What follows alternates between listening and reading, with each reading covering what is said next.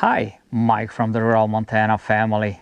In this video we're going to do a fake unboxing of this Tesla to J1772 adapter. Why fake? Well, I received it about 2 weeks ago, already pulled it out of the box and already tested it. I just stuck it back in today to do this video. So let's go.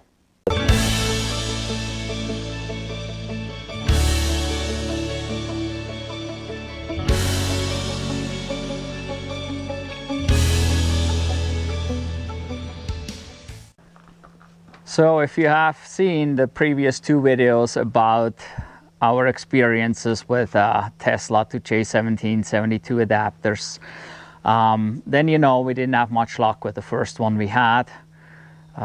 We had some rain, water got in it, and eventually it actually failed. It would no longer charge at all with that adapter. I assume water possibly got into the adapter itself. There was also some signs of corrosion on that one. But in case you haven't seen them, I'm gonna put a link up above here.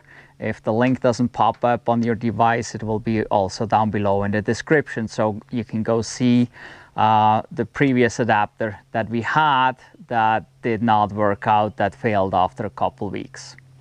So then I went back to the drawing board, did research again, and I found this one here, Tesla Tap Mini. And I've seen Tesla Tap before. It is basically coming from the other side. Tesla Tap is more focused on the Tesla end and has lots of Tesla experience. They make actual high-powered wall connectors with J1772 plugs on the end instead of a Tesla plug. They really know how these things work. And that seems to be the problem, that the Tesla chargers, the destination chargers or the high-powered wall connectors like this one, they just do things different than a J1772 EVSE that you would have.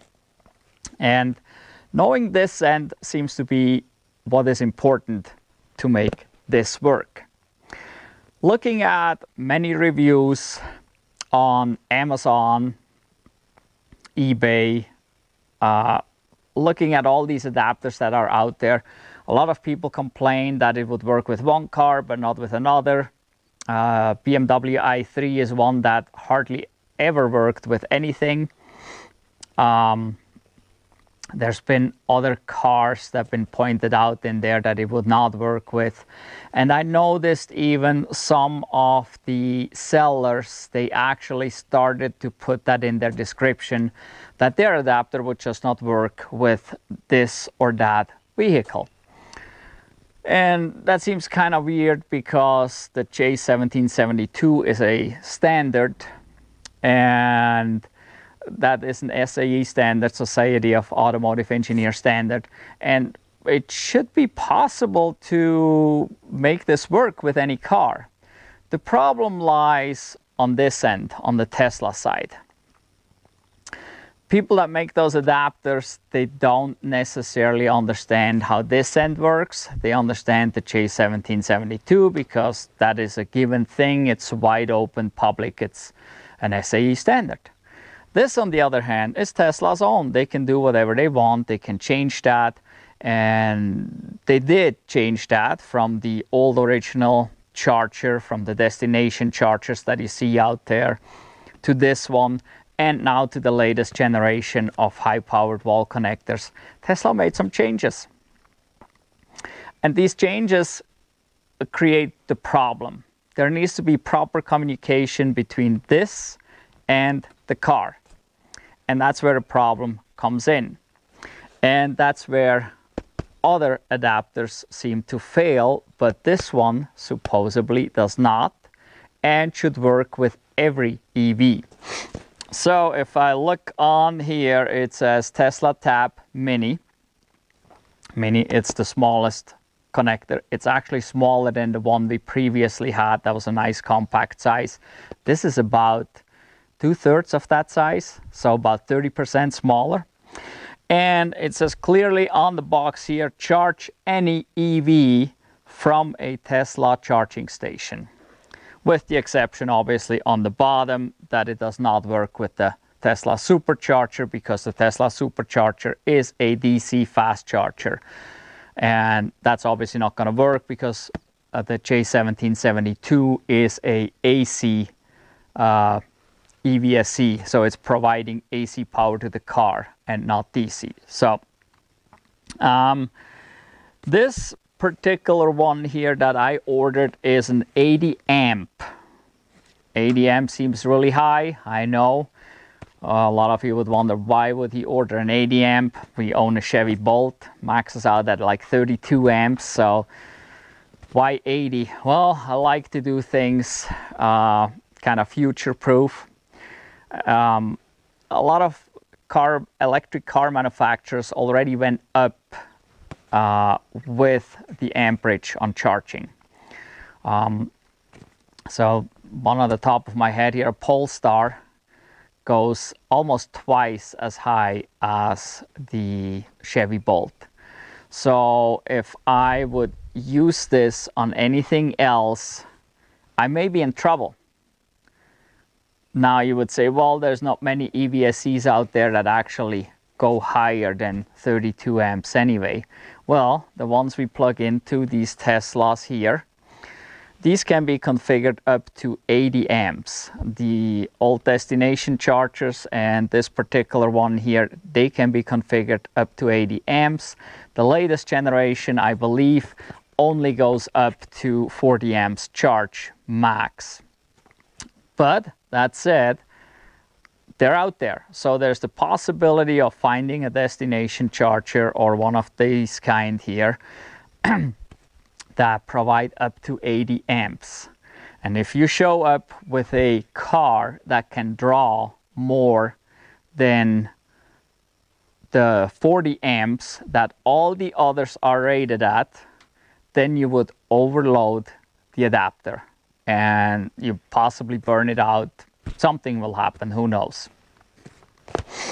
So going with the 80 amp in this case, I will be able to plug in basically any car, because I'm not aware of any one of those going higher than 80 amps. That I don't think this exists. As far as I know, the old destination charger and this generation here were capable of doing 80 amps if configured that way. So we can use this particular one here, the 80 amp, on any car and on any of those chargers without having any issues. So if we get another car, if we would get rid of the Bolt and get something else that has capability of doing faster charging, then I can still use this. So that's why I got the 80 amp. You can buy this as in 40, 60 and 80 amp. So they make 3 versions of this. It looks exactly the same on the outside, but they're a little cheaper. I believe it's $200 for the 40 amp, $250 or $260 for the 60 amp, and then we're at $300 for the 80 amp. So it doesn't come cheap.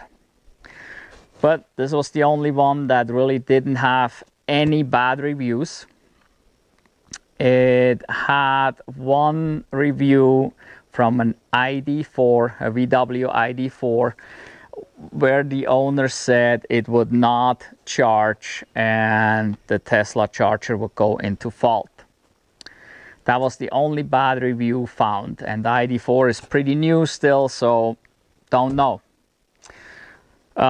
Compared to all the others that I looked at, I found quite a few reviews that people were complaining in that they couldn't charge their car for various reasons, and so I thought I'm gonna try this one. Wasn't cheap and so just because I had the bad experience, I was willing to spend the extra money and hopefully get the best product here. So one of the cool things is here also, right on the box, it says it has a 1-year warranty. All these others, if you look at me, they show a warranty, but then it's kind of hard to get a hold of the manufacturer. On their website, I have a phone number. I can call them. They're made in USA. This is made in USA. So this is really cool. So that was another reason to go for this. Then when the box showed up, nicely as I opened it up, there is basically a manual right here, right in the top. And it shows the adapter. And the first thing it says, and that was kind of interesting, is make sure that you plug the Tesla charge connector into the socket at least 30 seconds before you plug the J1772 connector into your car. That was kind of interesting. I mean, the other adapter didn't say that. I have not seen that anywhere before. I mean, the other said just plug in, and I actually found somewhere they said you can pull the Tesla plug out first or plug it in second, which you shouldn't do. You should always put the adapter onto the Tesla plug first and then plug it into the car, no matter which adapter you use. But this here says specifically 30 seconds you should wait after plugging it in. That's one thing I noticed with the previous adapter we had. When I plugged it on to the Tesla end here and then plugged it into the car, it took quite a while, I don't know, 20-30 seconds before it would start charging. So that handshake took a long time. Now with this one here, I followed these instructions. I put the adapter on here. I waited 30 seconds. I plugged it into the Chevy Bolt. It immediately clicked and started charging without a delay. So there's something to it. So I'm kind of was wondering, why would we have to do that? And it will say right here, this will give the bypass circuit the time it needs to allow Tesla Generation 2 wall connectors and Tesla destination chargers to change from Tesla to J1772 mode. So they got something in this thing here that makes this realize that it is a J1772. And I have heard of and seen some pictures online of these chargers with a J1772 on it, and they came from Tesla. So Tesla has some destination charger installs with the Tesla plug on it, and right next to it they have the same charger here but with a J1772 on it, all from Tesla. So these things do different things, different than other EVSEs, and obviously they know if they're using the Tesla plug only or if they're going to a J1772. And that's why we have to wait 30 seconds here, because there's got to be something in this Tesla Tap Mini that makes this realize it's not plugging into a Tesla. And that probably makes the thing work with basically any electric car. Then here it says, always remove the Tesla Tap Mini from the vehicle before you remove the Tesla connector from the socket. And that's the same thing that you should do with any of those connectors, because as you press the little lock to unplug from your car, that will stop the charge. So, and it explains again why. The release button in the handle controls a switch that will use the proximity line to tell the car's charger to stop charging. You should always push in the release and wait for the click before removing the handle from the car. I think these instructions are great. This is like spot on. The other adapter didn't have any instructions at all. Then it keeps on going. This adapter has all the pins needed to maintain all functionality and safety protocols used by UMC and J1772 charging systems. For additional safety, the Tesla compatible socket has shortened pilot and proximity signal pins to stop the charger if the Tesla connector is accidentally removed from the socket while charging. So again, it explains more about it, how it works, which I think is cool. The shortened pilot and proximity signal pins were on, not just on here, they were on the other plug too. So the other plug had the shortened pins as well. So if it was unplugged, if the Tesla plug here was pulled out of the adapter first, basically it stopped charging as you were pulling out before the big charging pins would disconnect. So that's not just on this one, that was on the other one too that we had. It goes on, the Tesla connector on new high power wall chargers or destination chargers may need to wear in a little and may be a little oversized until they do. If it takes an excessive amount of pressure to insert the Tesla connector into the black socket, you can use a little of silicone lubricant around the inside of the black socket as an aid.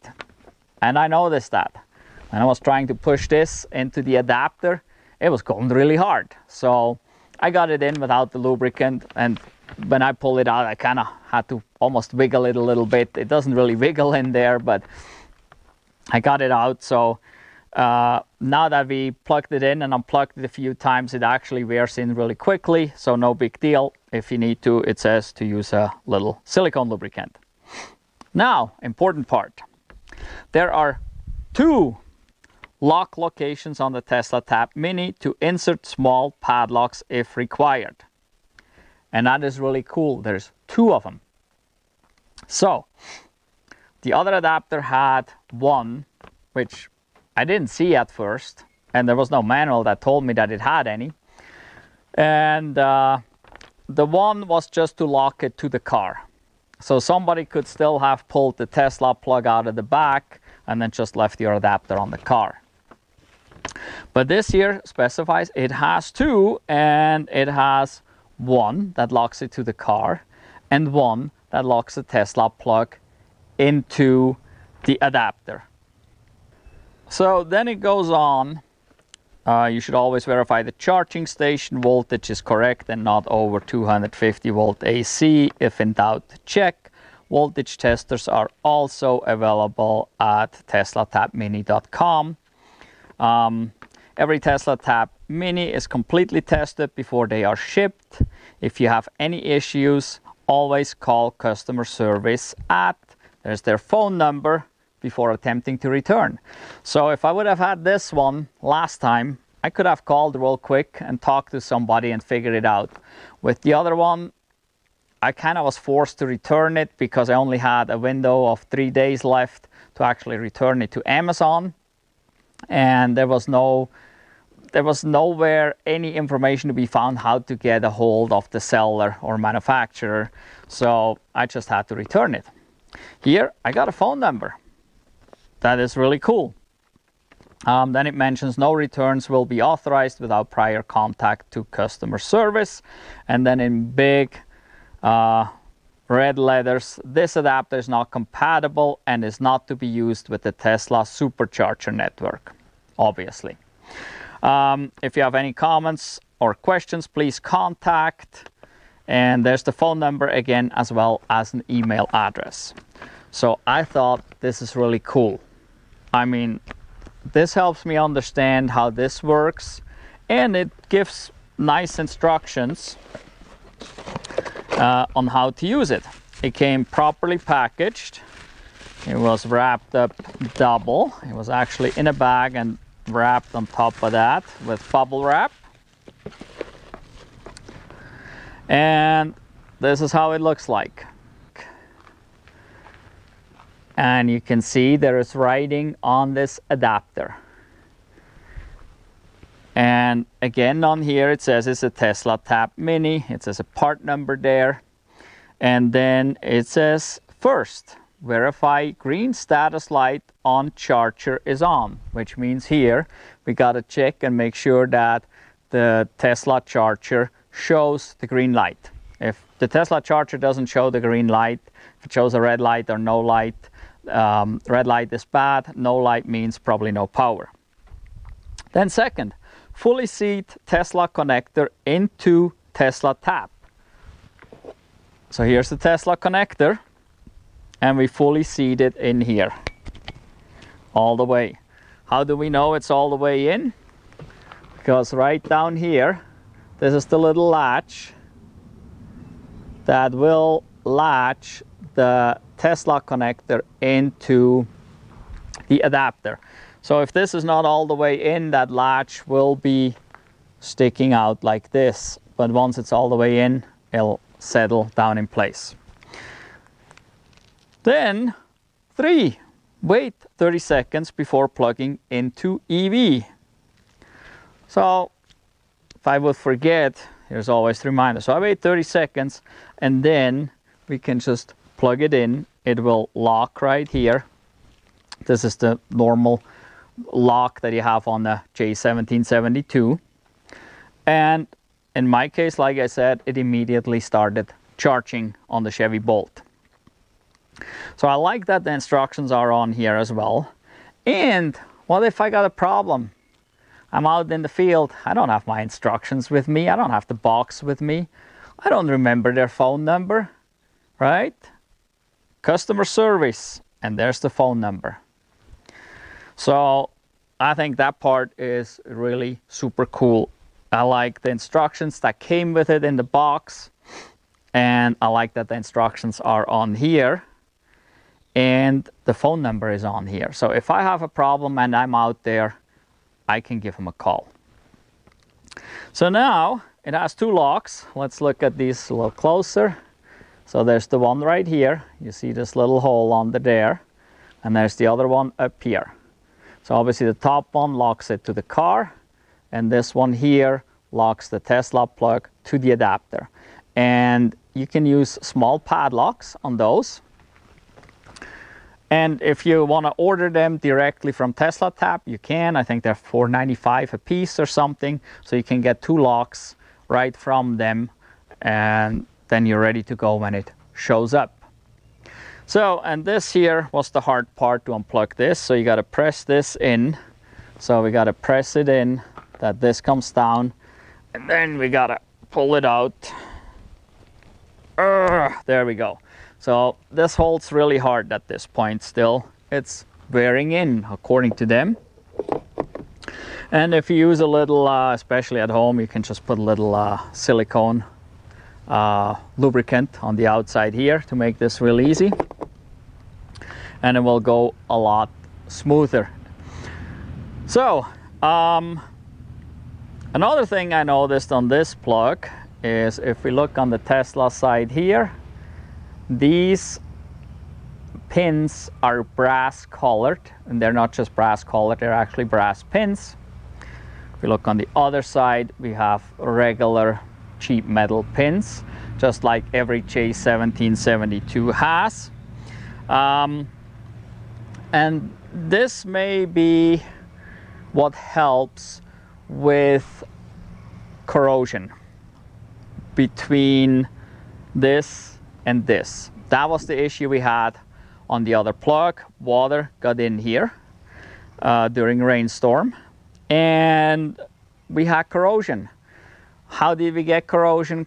Basically, if you have 2 metals coming together and you add a liquid to it, it's kind of like a battery, simply said, and the weaker metal will get eaten up, so you basically create corrosion. And so I assume they chose brass pins in this product because it will match this metal better, or in a way that if water gets in here, it will not create corrosion. And we had rain, and guess what? Water got in it. So we had some water in here. Obviously, it's a really tight fit. There's no seal, but due to the tight fit, probably a little less water got in it, but water got in it when the car was parked outside charging. But no issues. It kept charging, it didn't stop charging, and I didn't see any corrosion on here whatsoever. So that is a good thing. Also, on the other one, it looked like the water got inside of it. So along the pin was able to get in. Tesla Tap says their pins are fully sealed so that no water can get inside, which seems to be the case because it's still working, no corrosion. So far so good. And you may be able to see here, it has the shorter pins down below. So that is for the proximity switch. The other adapter had that too. It had the shorter pins so that it would pull the little pins out first and then stop charging before it pulls the big pins out. That said, if you pull fast enough, there still may be a spark because this goes pretty quick. It's kind of tricky. On the other plug, on the other adapter, it was really easy to pull the Tesla plug out. So we could have pulled it really fast and probably had a problem. Here, as you see, it's really hard to pull it out. So most likely not going to be an issue that you pull it out too fast. It probably stops charging and then you still have a second or so before you actually would get the plug out. Overall, people commented it fits into their cup holder, so they just stick it into a cup holder, which okay. I don't know that I would leave it in the cup holder necessarily, but it definitely goes into the glove box and center console or wherever. It's super small. It is kind of heavy feeling. It looks very robust. I don't see anything really bad. I think this should function fine.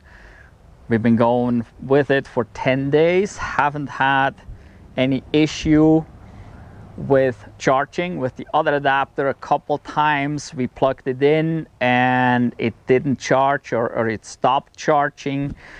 And we didn't know why. We thought it's possibly operator error, but maybe it wasn't. Maybe it was the adapter. As so many people complained with the other adapters, and through everything what I read, most of the other adapters, they start charging and then they quit at some point. With this one, we haven't had any issues. It would charge every time. It got some moisture in here, but no issues in regards to functionality. It would still charge and there's no corrosion. So far so good. After 2 weeks of using this daily with our Chevy Bolt, we have no issues. So I think I can recommend this one. Like I said, it's more money. All the others are like $159, and then the Tesla Tap starts, I believe, at $199 for the 40 amp, and then $260, I believe, for the 60 amp, and then $300 for the 80 amp. But an 80 amp, depending on the car you use it with, may be the way to go, because if your car draws more than 40 amps, obviously you're way above the rating of any of the other adapters, because if it's rated at 40, it should not be higher than 32 amps. So you got to make sure you buy the right size adapter for the car you have to begin with, or just go with this one with the 80 amps and you wouldn't have any problems, because there is no Tesla EVSE that is going above 80 amps anyway, not at this point. And it's got the 2 locks, so you can lock both ends of it. That's pretty cool, I think. It comes with all the instructions. You got somebody to talk to. It's made in the USA, so your money stays in this country anyway. At this point, I definitely would recommend this Tesla Tap Mini. They make a longer, bigger version of it. If you want to call it a pigtail or dog bone. So it has the Tesla plug on one end, the J1772 on the other, with a short piece of cord in between. And that one is cheaper.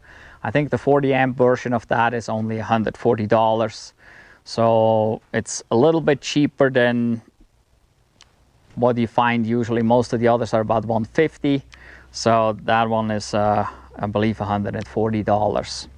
And so I'm going to put a link to Tesla Tab's website down below in the description, so you can directly go to their website. So when you go to their website, the ordering process seems kind of weird. I guess I'm so used to Amazon or eBay and it going super simple, almost one click. So when you get there, it will offer you PayPal. You click on PayPal, then you can choose the credit card payment, and you immediately get a confirmation from PayPal. It took a day, 24 hours or so, to get a confirmation from Tesla Tab that they received the order. So it was kind of weird in a way. And then I thought, oh man, that's going to take forever until this shows up. But then it didn't take much longer. A couple hours after I got the confirmation from Tesla Tab, I already got the confirmation that it shipped, and it was here in no time. So yeah, I would recommend this one at this point. So I think this is probably the best if you want to charge of any Tesla charger. And if you get the 80 amp, you could charge any car out there, because there's no Tesla charger that goes above 80 amps. If there would be an EV that would actually be capable of drawing more than 80 amps, it wouldn't matter, because the Tesla charger would not be able to provide more. So you would always be safe with the 80 ampere. But if you know you're just going to use it for your Chevy Bolt or similar. So we will be using this also on our trip. We still have a trip planned to Yellowstone National Park. First, we got to go this weekend to the Cozy Cabin, which is just 20 miles south of the west entrance of Yellowstone National Park. And I don't know if you can see it here in the background. We're going to take the Model 3. We got to take a table bench setup out there and bring another one back. And I didn't want to take the truck, so we put the roof rack on the Tesla and put the box right on there, and we'll see how efficient that is. So I probably will have a video about this trip with the Tesla and a cardboard box on top of it coming here in the next few weeks. So make sure that you're subscribed to the channel and that you click all for the notification bell, so you get a notification when this video comes out, so you can see how efficient a Tesla Model 3 is while carrying a odd looking cardboard box on the roof. In any event, thank you for watching. Goodbye.